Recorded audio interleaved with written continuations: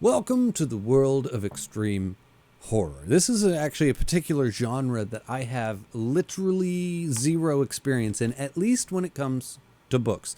Now, movies, I've watched some pretty crazy shit over the years. I mean, like disturbingly extreme in the realm of horror movies. But books, I've never really waded into this particular genre before. And I'm not even gonna lie, I cycled through a lot of different thoughts and feelings about how I felt about what I was reading as I was reading, going through this particular book, and it's like 150 pages.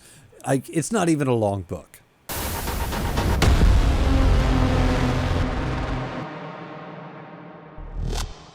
Anyway, Gone to See the Riverman is the book that I read this month for the Patreon pick of the month, which was picked by Greymalk. So thank you very much to him for suggesting this book and getting me to dabble in the realm of extreme horror when it comes to books. Also, real fast plug, I do have a Patreon. The link is always in the description. Select videos go up early there. Every video that is there is always ad-free and uncensored. And of course, you get to throw in a suggestion and maybe pick something that I read that month.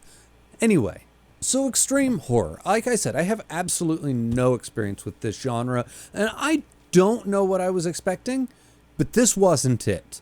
And I don't say that as in oh my gosh, oh, so devastating. Oh man, I don't know what I was. No, actually quite the opposite. It was not, I felt like it was not as extreme as I thought it was going to be. I had something built up in my mind, I think, that this was going to be just profoundly intense, so upsetting or disturbing, or it just, to be frank, it just didn't seem very extreme to me. As I was reading the book, I was like, this is it? This is what we're considering extreme horror? Maybe I've been ruined by other mediums. Maybe I'm just a fucked up person, and what other people consider to be extreme, I consider to be relatively tame. I don't know. Maybe that's a me problem. But I really did genuinely expect something a little bit more gruesome, probably a little bit more generic than what this actually turned out to be, and especially something with some more shock value to it. Not that that stuff isn't here in this book, it's just that it's nowhere near as in your face as I expected it to be, with a title such as Extreme Horror. Also, before I get too far into the review, I do want to say I genuinely ended up enjoying this book by the time I was done with it. It was just an interesting experience getting there. So the book starts out with this girl, and this girl has an unhealthy interest in serial killers, an interest that's bordering on obsession. And she ends up going and finding one in prison, and then she's going to visit him in prison, and then he's going to ask her to go on this errand for her and take something up the river and go find this mysterious man called the Riverman and deliver something to him. To which, of course, she agrees, and you're going, would you though? Would you? Would you really though? Would you though? It's right off the bat, you're really? And then, after she, of course, agrees to go on this errand, because, the story can't happen without it, then she's like, well, I guess I'll just take my handicapped sister, crutches and all. You're like, but really? Really? So right off the bat, in terms of, believability, you're just kind of going, yeah, but I doubt that. I'm not fully invested because I'm not fully convinced that this is how any of this is going to work. I mean, it was legitimately bordering on almost silly. But then, like I said, I did end up enjoying this book. So how do we get there? Well, if you just give the author a little bit of time, a little bit of room to work, then he will start to pull everything together, and he's going to start to make this make sense. And it's there that I really started to appreciate the work that Christopher was putting into this book. Because not only from there is he going to be able to justify the decisions that he has made up until this point, is he's then going to add backstory that's going to kind of flesh out the rest of the characters and our main character and kind of all of the events that kind of got us to where we are and how we got there. And it really makes it much more believable as you give him a little bit of time to work. And it's really just going to add a level of realism to the book, all while actually adding even more tension. And another point in the credit of the book and the author, pretty much at no point in the book did this go in any direction that I ever thought that it was going to go. It pretty much kept me on my toes the entire time. Every decision he made, I did not really see coming. Every character beat, every backstory beat, I did not know at any point what was going to happen next. And that is a very good feeling in a book like this. And like I said, it has all that tension and mood, but it also has atmosphere in spades. And that's another thing. I was just expecting blatant, brutal, in-your-face extreme horror, and instead it felt like it took more of the tone and atmosphere route to get there, which is fine. I love a good, moody book. That, I think, probably can work better than horror in some cases.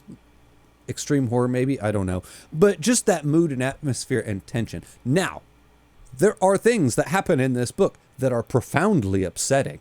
There are some things that should probably have trigger warnings. I didn't read trigger warnings before I went into the book. I just kind of went in there. But even those aren't necessarily horror. And then most of the things that I would say are the most upsetting in the book take place more in a flashback setting than in the actual now setting. So at this point, I'm just wondering, maybe my expectations for extreme horror were just off. Or maybe this book is just different. I don't really know. This is the only one I've ever read.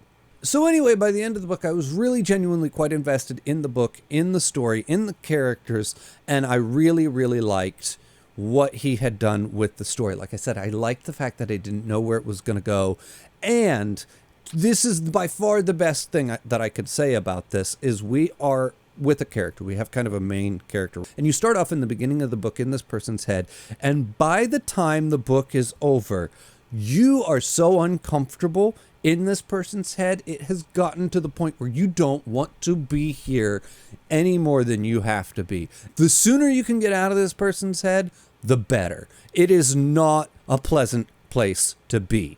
And that is the strength of this particular book. I didn't think it was necessarily extreme, but I can tell you by the end of it, I wanted to be out of that person's head because it was not a pleasant place at all. And like I said, that is the main strength of this book. Really, really, really strong. The other main strength of this book, I would say genuinely, is the fact that it's 150 pages long.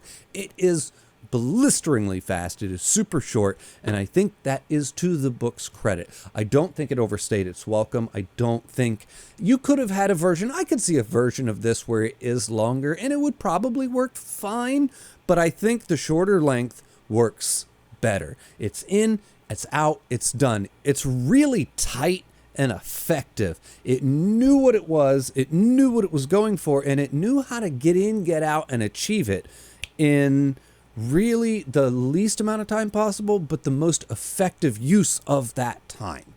Anyway, at the end of the day, I'd say this is probably just a really solid 7 out of 10.